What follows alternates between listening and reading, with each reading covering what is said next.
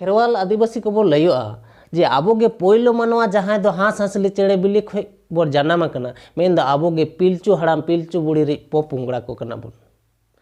मेनखान आबो आदिवासी होड़ जहां को शासन शोषण रोडोज कोचलो नेट बोना आर दिन गे मेन दो जुग जपा खय नित धारी को एड़े अगुएत बोना ताले उनको दो को कना अकोय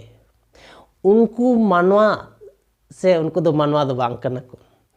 उनको दो ओकारे को जन्म लेना और चिदा गे बांग आबो आदिवासी होड़ दिन गे को रोडोज कोचलोन शासन शोषण नेट बोना तो नोंकान अनाट कुकली आडिगान गे इनको कुली लीदिन तहेन आर ओना कुकली को पांजा पांजाते इन्हुई हैरान चाबा लेन तहेन तो दिलाबन तेहेन ओना अनाट कुकली रना तेला नवा वीडियो रे बन नेला तो सुलुक संगर चैनल पाठा को इन तारापद हेम्ब्रम आपे सनाम को सागुन दाराम जोहार दुलार थुम इन बाडाय चेट पे ताबोना और जहां को नवा वीडियो रे पोइलो बन नेपेल कना नवा चैनल सब्सक्राइब का ताबोन पे साथे कुसिया खान लाइक ताबोन पे बुगी बाड़ी कथा कमेंट ताबोन पे और गाते को ठेन शेयर करते पासना हटिन ताबोन पे तो बढ़ते अक्तो बांग बिलोम करते तेलाबोन लगन मन एतहब लगे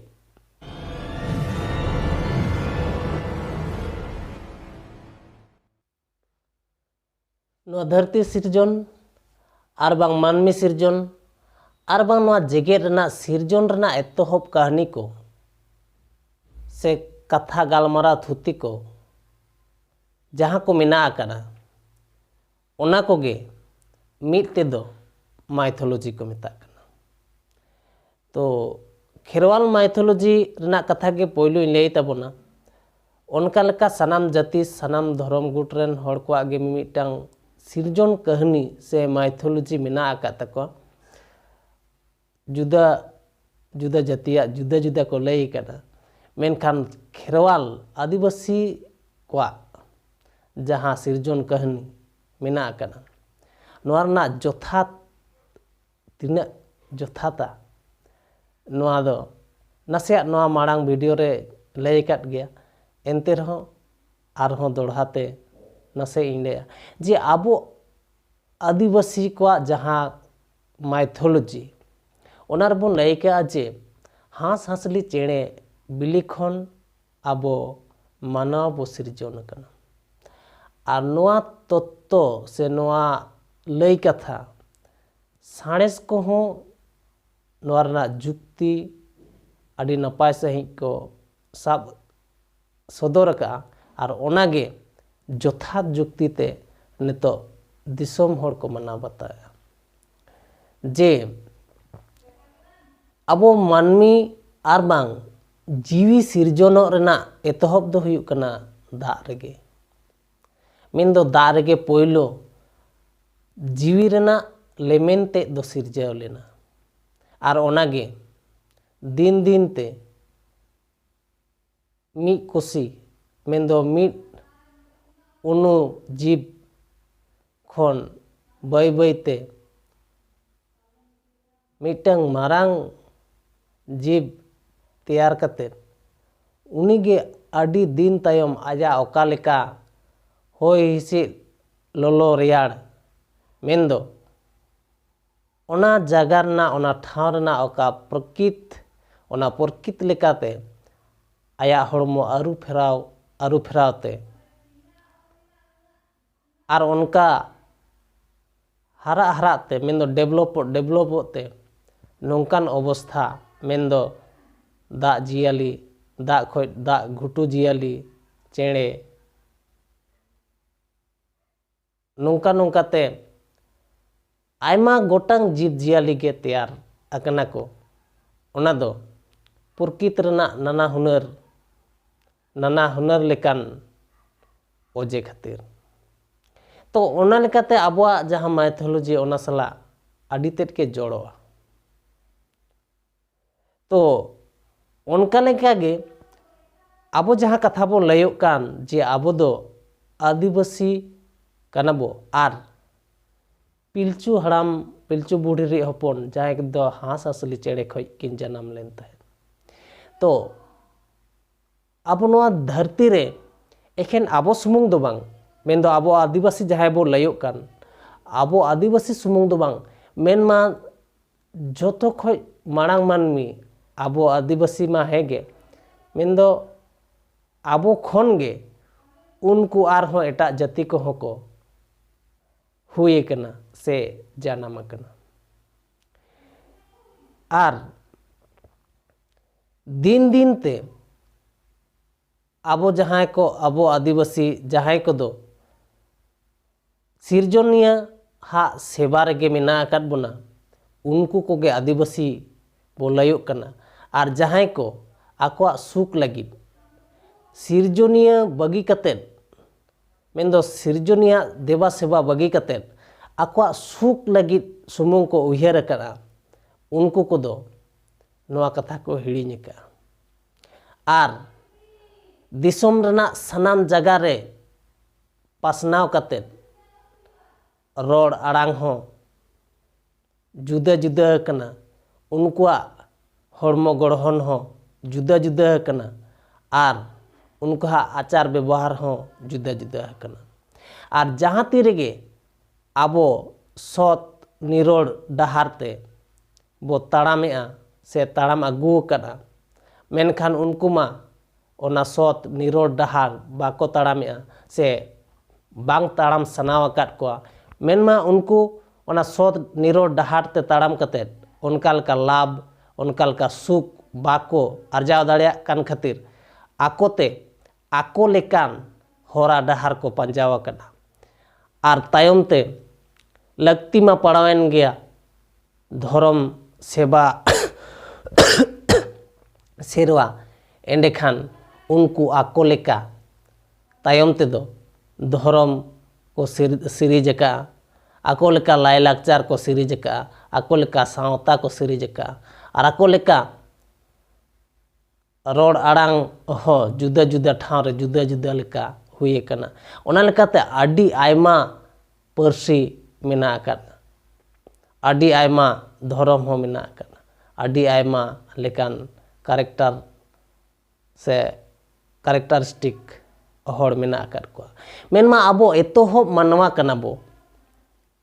आदो उनको हो आबो ठेन खन गे को एटा आकना आदो जहां को नवा प्रकृति रिया मेंदो लायोंग रना से नेचर रिया सेवा सेरवा को तहेना उनको कोगे को हुयुग कना मानमी मेनते नोडे आवा माइथोलॉजी रे बोलय चोया। आर जहां को प्रकृति बाको सेवा सेरवा कना मेंदो आकोआ सुख भोग गे बढ़ती आकोआ लोभ लालच गे बढ़ती उनको दो आदो दनमी को मेता को कना मेंदो उनको कैरेक्टर मेंदो उनको चरित को हो आदो मानमी लेका चरित दो बांग तहें लेन तकोआ आदो उनको दो जीव जियाली लेका जानवर लेका चरित को हुएना उनको दो लड़ाई तपाम सनामा गे आडी बढ़ते को कुसिया मेंदो जहां लेका कते गे आकोआ सुख को संवार जोंगाना तो ओना लेकाते उनको दो मानमी गुटरे बाको लेखा कना आबोआ माइथोलॉजी लेकाते। आर उनको हड़ कोगे तेहें नित हो आबो आदिवासी कोगे को रोडोय कोचलोनेत बुना आर बांग शासन शोषणेत बुना मेनमा आकोआ सावता रहो ठीक उनका लेका गे आको दो हवम कौम गे आको आको हो को तपाम तुपुट गया मेन दो मानमी जे मिटांग जोतो खन नवा धरती रेन सोरेस जियली कना को ओना ठाव रे जियली कना को जहां दो बोंगा बुरु देवा सेवा एमान कमी को लगित मानमी सिरजन हुए कान तहेन मेन दो जहां सिरजनिया उनको उयहर तहे कना जे मानमी दो हुआ नौकान मिटान जियाली जहां दो आबो मेन दो बोंगा बुरु को सेवा बोना मेनखान उनको जाति दो उनका लेका मानमी लेका निरोड़ मोने दो बांग खातिर उनको दो आबो माइथोलॉजी लेकाते धर्मी रूपते मेना आकाद कोआ। आर ᱱᱚᱣᱟ ᱨᱮᱱᱟᱜ ᱡᱩᱫᱤ ᱫᱟᱹᱭᱠᱟᱹ ᱮᱢᱚᱜ ᱦᱩᱭᱩᱜᱼᱟ ᱡᱮ ᱪᱤᱠᱟ ᱞᱮᱠᱟᱛᱮ ᱱᱚᱝᱠᱟ ᱫᱚ ᱥᱚᱢᱵᱷᱚᱵ ᱮᱱᱟ, ᱛᱚ ᱥᱟᱬᱮᱥ ᱨᱮᱱᱟᱜ ᱡᱩᱫᱤ ᱚᱱᱠᱟᱱ ᱛᱚᱛᱛᱚ ᱵᱚ ᱧᱮᱞᱟ ᱛᱚ ᱧᱮᱞᱟᱵᱚᱱ ᱡᱮ ᱚᱠᱟ ᱯᱨᱚᱠᱤᱛ ᱨᱮᱚᱠᱟ ᱞᱮᱠᱟᱱ ᱡᱤᱵ ᱥᱮ ᱡᱤᱭᱟᱹᱞᱤ ᱛᱟᱦᱮᱸ ᱞᱮᱱ ᱠᱷᱟᱡ ᱧᱮᱞᱮᱭᱟᱢ ᱩᱱᱤ ᱡᱤᱵ ᱡᱤᱭᱟᱹᱞᱤ ᱫᱚ ᱚᱱᱟ ᱯᱨᱚᱠᱤᱛ ᱨᱮ ᱚᱱᱠᱟ ᱞᱮᱠᱟᱜᱮ ᱦᱟᱨᱟᱜᱼᱟ, ᱚᱱᱠᱟ ᱞᱮᱠᱟᱜᱮ ᱩᱱᱤᱭᱟᱜ ᱪᱟᱨᱤᱛ ᱦᱚᱸ ᱛᱮᱭᱟᱨᱚᱜ ᱛᱟᱭᱟ ᱟᱨ ᱚᱱᱠᱟ ᱞᱮᱠᱟᱜᱮ ᱩᱱᱤᱭᱟᱜ ᱥᱟᱱᱟᱢ ᱞᱮᱠᱟᱱᱟᱜ ᱜᱮ ᱟᱪᱟᱨ ᱟᱪᱚᱨᱚᱱ ᱦᱚᱸ ᱵᱚᱫᱚᱞ ᱛᱟᱨᱟᱜ ᱛᱟᱭᱟ᱾ ᱛᱚ ᱚᱱᱟ ᱞᱮᱠᱟᱛᱮ ᱟᱵᱚ ᱩᱱᱠᱩ ᱢᱟᱹᱱᱢᱤ ᱴᱷᱮᱡ ᱠᱷᱚᱡ ᱜᱮ ᱡᱩᱫᱟᱹ ᱟᱠᱟᱱ ᱵᱷᱮᱜᱟᱨ ᱟᱠᱟᱱ ᱢᱟᱹᱱᱢᱤ ᱠᱚᱜᱮ ᱛᱮᱦᱮᱧ ᱟᱠᱚ ᱱᱟᱱᱟ ᱦᱩᱱᱟᱹᱨ ᱴᱷᱟᱶ ᱨᱮ ᱱᱟᱱᱟ ᱦᱩᱱᱟᱹᱨ ᱞᱮᱠᱟ ᱢᱮᱱᱟᱜ ᱟᱠᱟᱫ ᱠᱚᱣᱟ, ᱱᱟᱱᱟ ᱦᱩᱱᱟᱹᱨ ᱞᱮᱠᱟ ᱟᱠᱚᱣᱟᱜ ᱟᱪᱟᱨ ᱟᱪᱚᱨᱚᱱ ᱟᱨ ᱟᱠᱚᱛᱮ ᱟᱠᱚ ᱞᱮᱠᱟ ᱱᱟᱦᱟᱜ ᱫᱚ ᱥᱟᱱᱟᱢᱟᱜ ᱜᱮᱠᱚ ᱛᱮᱭᱟᱨ ᱡᱚᱝ ᱟᱠᱟᱱᱟ᱾ ᱚᱱᱟ ᱛᱮᱜᱮ ᱟᱵᱚ ᱵᱚᱱ ᱞᱟᱹᱭ ᱜᱮᱭᱟ ᱡᱮ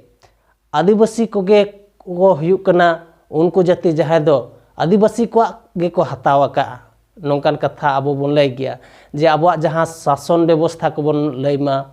ᱟᱨ ᱵᱟᱝᱢᱟ ᱟᱵᱚᱣᱟᱜ ᱮᱱᱮᱡ ᱥᱮᱨᱮᱧ ᱞᱟᱭᱼᱞᱟᱠᱪᱟᱨ ᱠᱟᱛᱷᱟ ᱵᱚᱱ ᱞᱟᱹᱭ ᱢᱟ ᱟᱨ ᱵᱟᱝ ᱟᱵᱚᱣᱟᱜ ᱨᱚᱲ ᱯᱟᱹᱨᱥᱤ ᱦᱚᱸᱵᱚᱱ ᱞᱟᱹᱭ ᱢᱟ, ᱱᱚᱝᱠᱟᱱ ᱟᱭᱢᱟ ᱠᱟᱛᱷᱟ ᱜᱮᱠᱚ ᱱᱤᱛᱚᱜ ᱥᱟᱬᱮᱥᱤᱭᱟᱹ ᱠᱚᱠᱚ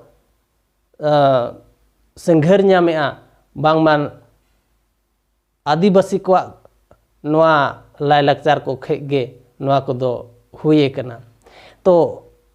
ᱱᱚᱣᱟ ᱢᱟ ᱟᱹᱰᱤ ᱡᱚᱛᱷᱟᱛ ᱠᱟᱛᱷᱟ ᱠᱟᱱ ᱜᱮ, ᱢᱮᱱᱢᱟ ᱩᱱᱠᱩ ᱦᱚᱸ ᱢᱤᱫ ᱚᱠᱛᱚ ᱟᱹᱫᱤᱵᱟᱹᱥᱤ ᱢᱮᱱᱫᱚ ᱱᱚᱝᱠᱟᱱ ᱛᱷᱚᱠ ᱨᱮᱱ ᱦᱚᱲ ᱜᱮᱠᱚ ᱛᱟᱦᱮᱸ ᱠᱟᱱᱟ, ᱫᱤᱱ ᱫᱤᱱᱛᱮ ᱩᱱᱠᱩ ᱟᱹᱫᱤᱵᱟᱹᱥᱤ ᱢᱮᱱᱫᱚ ᱱᱚᱣᱟ ᱟᱹᱫᱤᱵᱟᱹᱥᱤᱭᱟᱜ ᱡᱟᱦᱟᱸ ᱞᱟᱭᱼᱞᱟᱠᱪᱟর ᱥᱮᱵᱟ ᱥᱮᱨᱣᱟ ᱵᱟᱠᱚ ᱠᱩᱥᱤᱭᱟᱜ ᱠᱷᱟᱹᱛᱤᱨ ᱱᱟᱦᱟᱜ ᱠᱚ ᱩᱪᱟᱹᱲ ᱟᱠᱟᱱᱟ ᱟᱨ ᱩᱪᱟᱹᱲ ᱠᱟᱛᱮᱫ ᱟᱠᱚ ᱞᱮᱠᱟ ᱟᱠᱚᱣᱟᱜ ᱥᱮᱵᱟ ᱥᱮᱨᱣᱟ ᱠᱚ ᱦᱟᱛᱟᱣ ᱟᱠᱟᱫᱼᱟ᱾ ᱟᱨᱦᱚᱸ ᱫᱟᱹᱭᱠᱟᱹ ᱞᱮᱠᱟᱛᱮ ᱞᱟᱹᱭ ᱜᱟᱱᱚᱜᱼᱟ ᱡᱮ ᱡᱮᱢᱚᱱ ᱟᱹᱰᱤᱜᱟᱱ ᱯᱟᱹᱨᱥᱤ ᱢᱮᱱᱟᱜ ᱟᱠᱟᱫᱟ ᱱᱚᱣᱟ ᱡᱮᱜᱮᱫ ᱨᱮ, ᱢᱮᱱᱠᱷᱟᱱ ᱡᱚᱛᱚ ᱠᱷᱚᱡ ᱢᱟᱨᱮ ᱯᱟᱹᱨᱥᱤ ᱫᱚ ᱦᱩᱭᱩᱜ ᱠᱟᱱᱟ ᱥᱟᱱᱛᱟᱲᱤ ᱯᱟᱹᱨᱥᱤ᱾ ᱟᱨ ᱚᱱᱟ ᱞᱮᱠᱟ ᱛᱮᱜᱮ ᱥᱟᱱᱛᱟᱲᱤ ᱯᱟᱹᱨᱥᱤ ᱫᱚ ᱡᱷᱚᱛᱚ ᱯᱟᱹᱨᱥᱤ ᱨᱮᱱᱟᱜ ᱟᱹᱲᱟᱹ ᱢᱩᱨᱟᱹᱭ ᱨᱮ ᱥᱚᱜᱮ ᱢᱮᱱᱟᱜᱼᱟ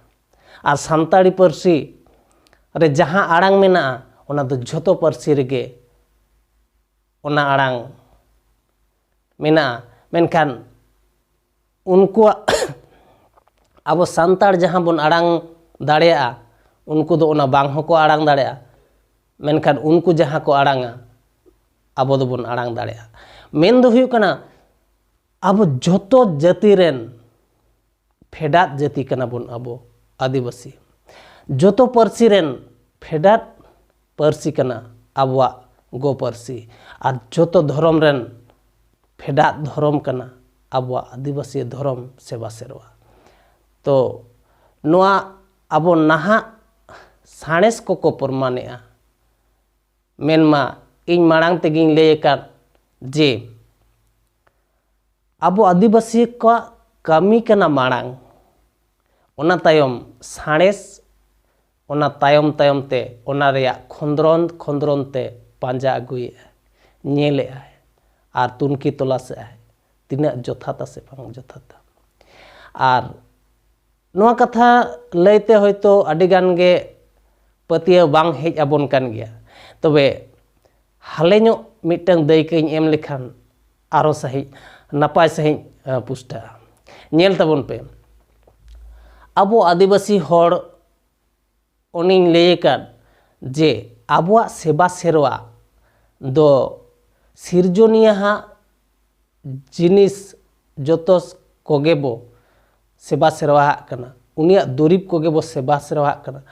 ᱩᱱᱤᱭᱟᱜ ᱫᱟᱲᱮ ᱠᱚᱵᱚ ᱥᱮᱵᱟ ᱥᱮᱨᱣᱟᱣᱟᱜ ᱠᱟᱱᱟ᱾ ᱛᱚ ᱱᱚᱣᱟ ᱥᱮᱵᱟ ᱥᱮᱨᱣᱟ ᱛᱮᱜᱮ ᱟᱵᱚ ᱥᱩᱠ ᱥᱟᱶᱟᱨ ᱱᱤᱨᱟᱹᱭ ᱛᱮᱵᱚ ᱛᱟᱦᱮᱱ ᱠᱟᱱᱟ᱾ ᱢᱮᱱᱠᱷᱟᱱ ᱟᱵᱚ ᱜᱩᱴ ᱠᱷᱚᱱ ᱜᱮ ᱦᱟᱞᱮ ᱦᱟᱞᱮ ᱩᱱᱟᱹᱜ ᱥᱟᱭ ᱥᱮᱨᱢᱟ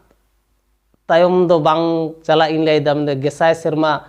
ᱛᱟᱭᱚᱢ ᱫᱚ ᱵᱟᱝ, ᱦᱟᱞᱮ ᱦᱟᱞᱮ ᱡᱟᱦᱟᱸᱭ ᱠᱚ ᱟᱵᱚᱣᱟᱜ ᱟᱹᱫᱤᱵᱟᱹᱥᱤ ᱫᱷᱚᱨᱚᱢ ᱠᱷᱚᱱ ᱤᱥᱟᱹᱭ ᱫᱷᱚᱨᱚᱢ ᱨᱮᱠᱚ ᱩᱪᱟᱹᱲ ᱟᱠᱟᱱ, ᱩᱱᱠᱩ ᱠᱚ ᱧᱮᱞ ᱠᱚ ᱛᱟᱵᱚᱱ ᱯᱮ,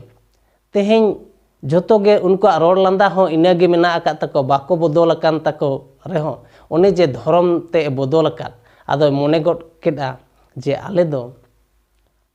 एटा जाति कनाले आदो उनको नेल को तबन पे आबो खेरवाड़ से आदिवासी को विरुद्ध रे नित गांडे दो सनायत को आदो नोडे खोई गे प्रमाणो कना जे आबो गे बो तहे कना आदिवासी होड़ मेनखान आदिवासिया जहां तीर गे आज बाय माना बतावा उन दो आदिवासी री बायरी कते आदिवासिया विरुद्ध रे लड़ा आर उनका गे हुए कना अडी जुग रना कथा कना तेहें मिटंग सेरमा से बार सेरमा रना कथा दो बांग जुग जुग खनवा जहां परिवर्तन कना जहां को मेता कना एवोल्यूशन अभिव्यक्ति से विवर्तनवाद जहां साणसिया नोआ तत्व को अब समाज रे अब दिसोम रे लगा मिना आर ओना अभिव्यक्ति तेगे ओना विवर्तन तेगे तेहें आदिवासी दो आदिवासिया जहां मौलिक जहां कमी को कना ओना को बो कमी अगुएते नित हो आदिवासी गे मेना आकात बोना मेनका जहां को लोभ लालच ते आको सुख ते संघर लगी दया माया ममता सानामा को हिड़िंग कते सुख को तलाश का उनको दो नौकान मनमी जीवन रना ओका मुरुद कमी ओना को हिड़िंग कना तो मानकान तेन दो निंका गे आरहों दारा वीडियो रबन बाडाया जे आबो चिकाते आबो आदिवासिया हक एदर बो पंजा ᱧᱟᱢᱟ ओना इदी कते तो मा मुचारे सनाम कोगे जोहार दुलार थुम आर सारहाव इन चालाबोन कना ना वीडियो मुचा धरी नेल खातिर जोहार।